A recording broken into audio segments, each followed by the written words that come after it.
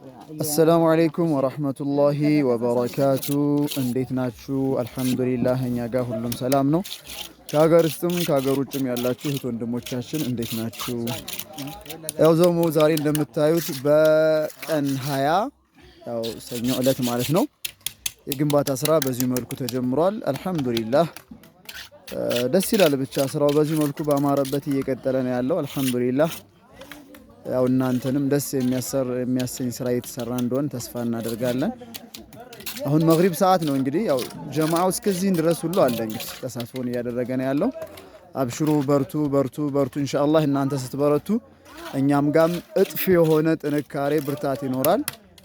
هذا እንግዲህ ይሄ ነው ያለው ነገር። አልሐምዱሊላህ ምስጋና ለጌታችን አላህ ሱብሓነሁ ወተዓላ ይገባው።